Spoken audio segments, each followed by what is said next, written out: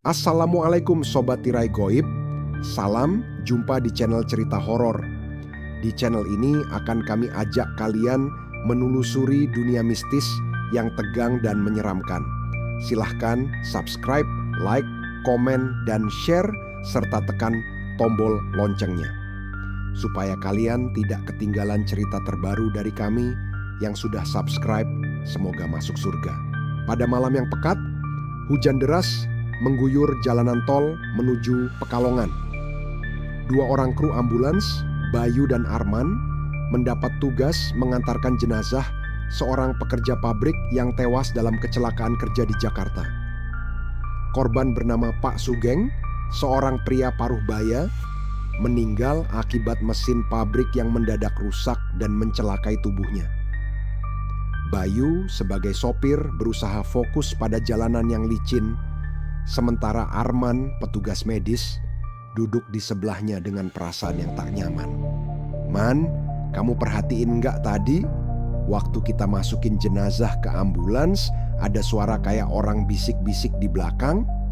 Ujar Bayu membuka percakapan, matanya tetap terpaku pada jalan.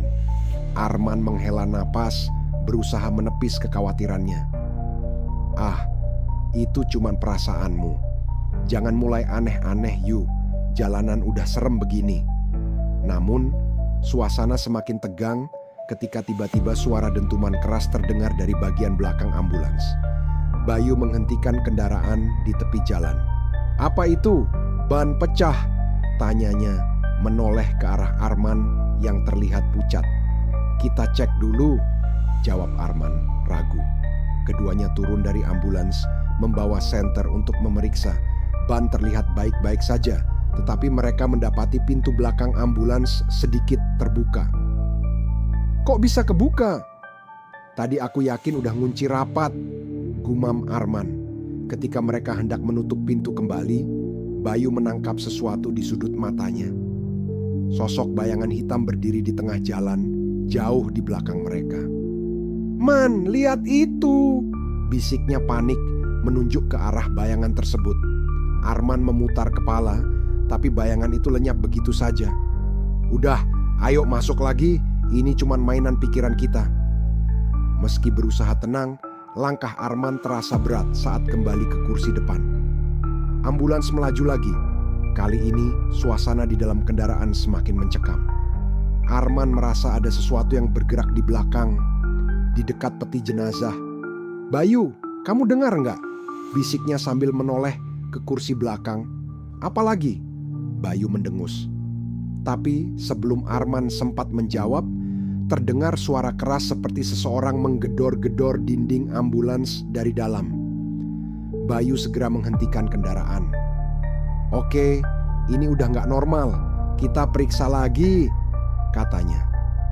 Dengan perasaan was-was, mereka membuka pintu belakang. Kali ini peti jenazah bergeser dari tempatnya.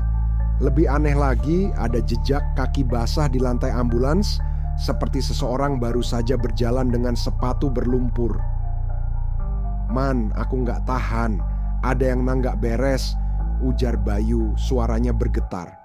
Namun, sebelum mereka sempat menutup pintu, udara mendadak menjadi dingin dan aroma busuk menyengat menyelimuti mereka. Dari sudut peti jenazah terdengar suara geraman pelan, seperti seseorang yang kesakitan. Arman terbelalak. Dengan tangan gemetar, dia menunjuk sesuatu di dalam peti. Kepala Pak Sugeng yang seharusnya terbungkus kain kafan kini terbuka. Matanya terbuka lebar, menatap mereka dengan tatapan penuh dendam. "Lari!" teriak Bayu, menarik Arman menjauh. Mereka berlari kembali ke depan ambulans, mengunci pintu rapat-rapat. Ambulans melaju dengan kecepatan tinggi, tapi suara-suara dari belakang semakin intens. Ketukan, jeritan, hingga suara seperti kuku mencakar logam memenuhi ruang sempit itu. "Kita harus berhenti di tempat ramai," kata Arman panik. Namun, jalanan tol terasa begitu sepi. Hujan makin deras, menghalangi pandangan. Bayu mencoba menelepon tim rumah sakit, tapi sinyal ponsel hilang. mereka akhirnya melihat sebuah warung kopi kecil yang masih buka di pinggir jalan. "Kita mampir sebentar. Aku nggak kuat," ujar Bayu dengan napas memburu. Warung itu terlihat sederhana dengan lampu neon redup yang menggantung di depan. Seorang pria tua, penjaga warung, menyambut mereka dengan tatapan heran. "Hujan-hujan begini, ada apa, Mas?" "Mau ngopi, Pak. Istirahat sebentar," jawab Arman cepat. Mereka memesan 2 gelas kopi dan duduk di meja kayu di sudut. Bayu berusaha menenangkan diri, sementara Arman melirik ke ambulans yang terparkir tidak jauh dari mereka. Namun, ekspresi penjaga warung mendadak berubah aneh. "Mas, tadi yang di mobil kok nggak ikut turun?" tanyanya sambil menunjuk ke ambulans. Arman dan Bayu saling berpandangan. "Maksud Bapak siapa?" tanya Bayu bingung. "Itu yang duduk di kursi belakang. Barusan saya lihat jelas. Dia pakai baju lusuh dan duduk diam di dalam. Kirain temennya Mas berdua." Jelas pria tua itu dengan nada serius. Jantung Bayu dan Arman berdegup kencang. "Pak, nggak ada siapa-siapa di mobil. Itu cuman kami berdua," jawab Arman tergagap. Pria tua itu mengernyit. "Tadi saya lihat sendiri, Mas. Mungkin saya salah lihat, tapi mukanya kayak..." Dia terdiam enggan melanjutkan. Bayu segera berdiri. "Ayo Man, kita balik. Udah cukup istirahatnya." Dia menyerahkan uang ke meja dengan tergesa, lalu menarik Arman ke arah ambulans. Saat mereka mendekat, kaca jendela belakang ambulans tampak buram oleh embun.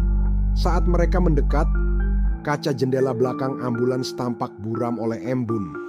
Tapi di tengah embun itu, samar-samar terlihat bekas telapak tangan yang besar dan berlumpur. Arman menelan ludah. "Yu, kamu yakin mau jalan lagi?" Bayu tidak menjawab, hanya membuka pintu dan masuk ke kursi pengemudi. Arman mengikuti di belakangnya, berusaha mengabaikan bulu kuduknya yang berdiri. Ambulans melaju kembali, namun perasaan mereka semakin tidak karuan. Tiba-tiba, lampu di dalam ambulans berkedip-kedip. Mesin kendaraan meraung, lalu mati begitu saja. "Sial, apalagi ini?"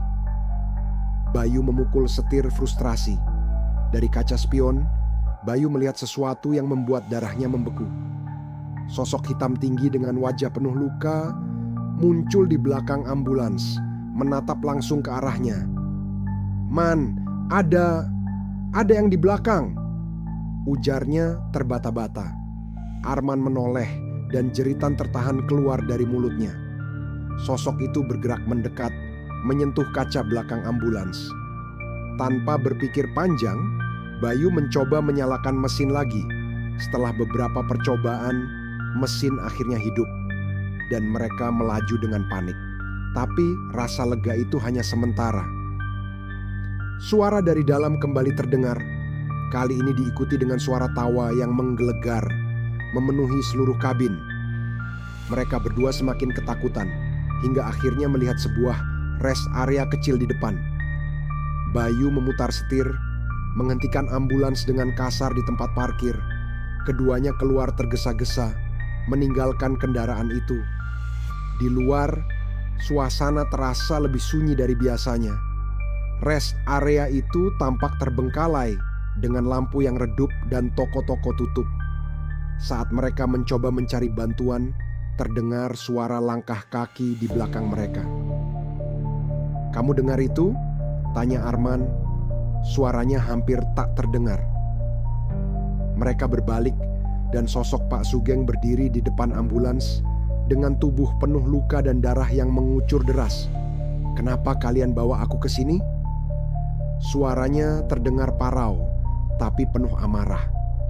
Bayu dan Arman hanya bisa mundur perlahan, keringat dingin mengucur di wajah mereka. "Pak, kami cuma menjalankan tugas," kata Arman dengan suara gemetar. Sosok itu mendekat dan tiba-tiba semua lampu di rest area padam. Jeritan Bayu dan Arman menggema di tengah hujan deras sebelum akhirnya hening menyelimuti malam. Keesokan paginya, Ambulans ditemukan oleh polisi di pinggir rest area. Pintu belakangnya terbuka lebar, peti jenazah masih ada di dalam, tapi Bayu dan Arman menghilang tanpa jejak. Terima kasih, Sobat Tirai Goib. Jangan lupa subscribe, like, komen, dan share. Serta tekan tombol loncengnya. Yang sudah subscribe, semoga masuk surga.